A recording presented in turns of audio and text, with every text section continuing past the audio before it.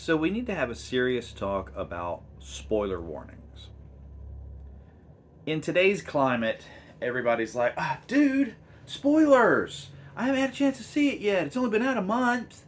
They expect everybody to maintain socially this, cone of silence until they've had a chance to see it.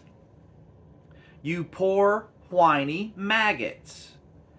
Listen, you don't know what it was like. Let me paint you a couple of illustrative moments. 1980, I was staying in this house for my normal 2 weeks in the summer. And I remember I had caught a summer cold. You can tell I've kind of got a little bit of sinus going on at the moment. And every time I, change air conditioning and environments like that, and specific temperature and specific moisture, I get a little bit of a touch of sniffles. But this was like full blown summer cold, which have always been very hard for me to shake. So I just wanted to lie in the bed and do nothing. But my grandparents were taking me to have dinner with somebody, and so it was like, go ahead, get a shower, and just see if you feel better. So I got up and I took a shower, and I got dressed, and I got out of the house, and I did feel better. And I've actually noticed this many times in my life, that if I just try to rest, I feel worse and worse and worse. I guess because I'm horizontal and the stuff's not draining. Whereas if I make myself get up and get vertical and go to school or go to work or wherever, I immediately feel like 200% better. So I had this summer cold, and we are going out. My sister phones, Amber, the oldest, and she says she has seen something in the news about this upcoming Star Wars movie that everyone knows I'm going to be super interested in, The Empire Strikes Back. And that Frank Oz of the Muppets is going to play a part in it, but she doesn't know what part. I'm like, oh, neat. I'm a huge Muppet fan. I know the name Frank Oz, Cookie Monster, Grover, Fozzie Bear. I know who this performer is and what his characters are, even at that age. So we go out to the dinner that night, and we stop at some little gas station type, has a little grocery store, what you would call a bodega nowadays, really. And they've got a rack of comic books, and it had the supersized issue of the Marvel Comics adaptation of The Empire Strikes Back. The movie is not yet in theaters. They have this available for purchase. It's like, I think $2 was the cover price. All issues in one.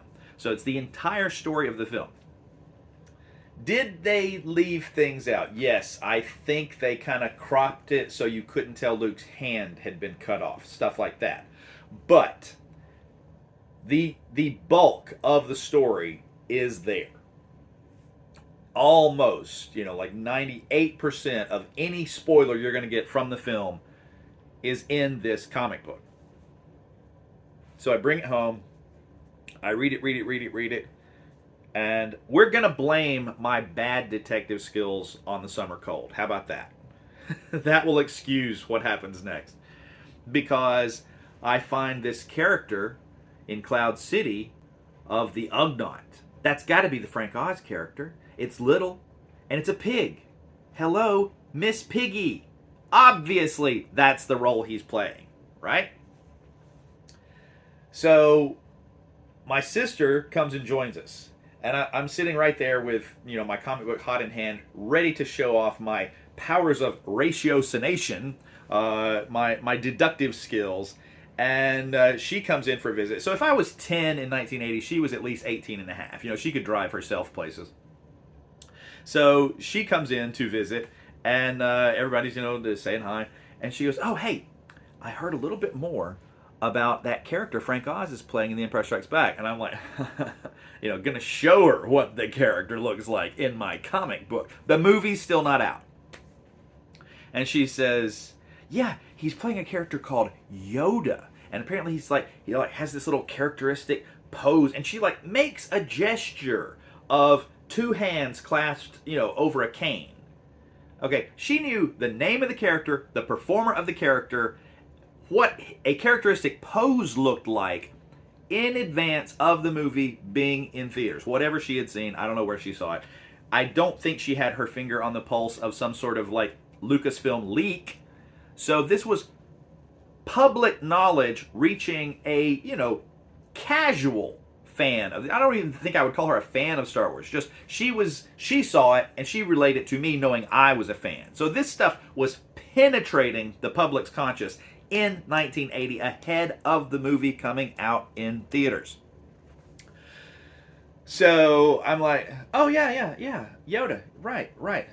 That's a good part for Frank Oz, and I'm like hiding my comic book at that point. It's like, oh, I would have guessed wrong. I wouldn't have guessed the little. I think my copy had still the purple Yoda in it. It's like, oh, I would not have guessed that, So now let's flash forward to the same kind of pre-movie opening hype and the same sister. And back home in Alabama, it's 1983. And Return of the Jedi is, we'll say, 2 weeks away from opening. And my sister's on the sofa. I'm sitting in the floor, probably playing with toys. And on the nightly news program, whatever it was we were watching, I guess it was a slow news day, because all of a sudden, at the end of the program, the female anchor wants to say, and in the upcoming Star Wars movie, Return of the Jedi, it will be revealed that Luke and Leia are twin brother and sister. And my sister and I like whirled and glanced at her, and she looked at me, and we're like, that's so stupid. How could they believe something like that? Boy, this news anchor got that totally wrong. And then the movie came out. And we realized, not only was that thing that we thought was so ridiculous sounding actually in the film, but I mean, as years go by, I think back to those feelings in the moment, and I go, why is everybody whining about spoilers now? They gave away a huge plot twist from Return of the Jedi on the new nationally broadcast news program. And the anchor didn't say, hey, run out of the room if you don't want to have this spoiled. The comic book sitting on the newsstand in 1980 didn't say spoiler warning on the cover. It was being blasted at you from every possible aspect of the media hype machines for these movies. So why is everybody these days, such snowflakes about it? So anyway, in the interest of spoilers, let's talk about something else. And I've talked about this in the past. So two of the major characters from The Empire Strikes Back, Chirpa and Logray, Ewoks. Now these came out in the first wave of the Return of the Jedi figures, right? So these guys are marked out on the backs of the cards. They blacked them out so you couldn't see them. So right here, see, it says collect all 65. That's the first batch of Return of the Jedi figures. And you kind of got a couple of them here. And then this entire row at the bottom was the figures for Jedi. You'd already gotten Akbar in the mail. You'd already gotten Nyan in the mail. So you had Squidhead, Emperor's Royal Guard, Leia Bouche, Luke as a Jedi, Weequay Reese, General Madine, Lando Skiff Guard, Biker Scout, Bib Fortuna, Rebel Commando, Gamorrean Guard, Logray Chirpa, and Klaatu. So quite a few figures for one batch release like that. But they didn't want you to know what Ewoks looked like. So they hid them from view. On the card backs, there was a little pamphlet that blacked out all the Ewok toys and had a little text in the middle of the black field that says, due to the nature of this reveal, we cannot show you the Ewoks at this time. Now, I wonder if they were just trying to create hype. I don't know. Because there's a certain failure of the logic about blacking out the characters on the backs of the cards, primarily because this is the card for Logray. So you're in the store you're holding Logray in your hand. You can see him through the blister. You can see a photo of the costume on the front of the card, but on the back of the card, he's hidden from view. That doesn't make a whole lot of sense to me. It happened again later with other Ewoks in subsequent releases of the 8 that Kenner brought out in like 2 per wave. It happened a couple more times. I think it was a foreign card for like Warrock and Ramba or somebody like that. Actually, it was Lumat from the 79 back Tri-Logo card, who not only does not appear on the back of his own card, but doesn't have a name on the back of his card either. They just call him Ewok Warrior. Now here's the thing that has kind of stuck in my craw for a while now, is they don't want you to see what the bipedal teddy bears look like, but they are willing to tell you that this is Lando in skiff guard disguise. That's his name on the card. And that this is, on this card, it still only says Boushh, okay? But I looked this up a while ago. They had a lot of innovations in the Return of the Jedi line. A lot more cloth clothing for the figures. No more vinyl capes after 4LOM in the Empire line. So everybody had cloth clothing, not just the short characters. And they came up with removable helmets for the Return of the Jedi line. Because, I mean, it kind of works for Lando. And it works for Leia. Right? And then you take that off and she's Princess Leia under there. But the card front for my Leia gives her name as Princess Leia Organa, Boushh disguise. All right, let's take the weapon out of her hand. And I want you to see how big the card is, how big the backer card for her is, because up here, packaged separately, was her helmet in the blister. It was not on her head. And I've looked it up, and I can't find any examples of her being carded with the helmet on. Okay? I found no photos like this. There may be some.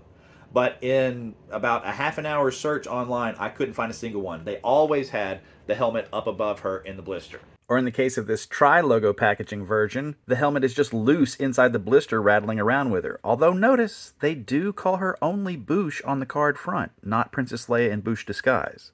Same with Lando. So, I mean, he's on his card front, he's Lando Calrissian in skiff guard disguise, but this is a card back that reveals Chirpa and Logray. So I started doing some digging around. Well, here's my card back for Chirpa, which actually reveals Chirpa and Logray on the back. So those 3 I didn't get when the Logray card was out with Logray and Chirpa blacked out on the back. And in digging through these old cards of mine, I actually found a couple that I had used as checklists to maintain what I had and what I didn't have. So this one is the less complete. So at this point, I already had Akbar and Nyan Nun. I had Klaatu, Gamorrean Guard, Bib Fortuna, Biker Scout, General Madine, and Reyes. So those are all marked out, and the ones I did not yet have were Weequay, Lando in Skiff disguise, Rebel Commando, Chief Chirpa, Luke as a Jedi, and Boushh. So I still didn't have 6 out of the brand new wave. So that's the Emperor's Royal Guard. That must have been the day that I ticked him off of the list. And then on this Gamorrean Guard card back, you know, he's not listed here. He was one that I still, no, I had him. I did have the Gamorrean Guard. So then on this one, now in pen, not in marker, I don't know why I changed. I don't know why I got a new card out to do this. I might have been at my paternal grandmother's house that weekend or something. So now I've crossed off Weequay, and the Rebel Commando, and I only need now Lando Skiff, Logray, and Boushh. So I've gotten Luke Jedi as well. So now there's only 3 that I still needed, and it was those 3 that I've been complaining about for years. Why did they spoil things like that? So the physical evidence of my collection suggests that nothing was spoiled for me except what Logray looked like. So the card back told you that it was Lando in a skiff disguise. But on this one, it still says Boushh right there. So it wasn't until the later change that they began referring to her as Princess Leia Bouche disguise. That one still says Bouche. Hang on. Do I even have one that says Princess Leia? Yeah, this one. The one of her. Now the name is changed on the back of the card. It says Princess Leia Organa, parentheses, Bouche disguise. So if it was difficult for me to find those characters that have the reveal happening, maybe they held them back a little longer, or maybe I just didn't realize that it was harder at the time for me to find those. Maybe they were more popular and I just wasn't finding them to buy. For that matter, you know what? It might very well be that the reason people today, even think of spoiler warnings is because of the blacked out Ewoks on the backs of the Return of the Jedi cards. I mean, that could have been the start of the whole thing right there. All right, so next time somebody's whining because, oh, I haven't seen that movie yet. I work and I haven't had a chance to see it on opening night like some of the rest of you. So y'all should be respectful of my feelings and not post warnings on social media. Okay. Back in the day, they were shoving spoiler warnings down your throat. I don't see what you people have to complain about. I mean, if I knew who Yoda was before I saw The Empire Strikes Back, what suspense do I have as a viewer? What shock do I have as a viewer when Luke mistakenly thinks this little funny creature on Dagobah is going to lead him to Yoda? I, sitting in the audience, already know that's Yoda, so I'm like, okay, get to the damn point. That's a major spoiler right there, If I know that's Lando disguised as a skiff guard, which, I mean, really, that's almost instantly revealed in the movie. I'll let that one slide because he shows up and you see him and he pulls the mask and, hey, there's Lando. So that one's not as big of a thing. But Bouche, who didn't know that Bouche was Princess Leia going into seeing that film? Who didn't know what the Ewoks looked like before we see the Ewoks in the film? I just, a whole lot of stuff there. It's not like there was an action figure, though, that said, Darth Vader is Luke Skywalker's father. There wasn't that. So there were a couple of big shock moments that they preserved for you. But, people nowadays, they don't know how good they have it. Thanks for watching.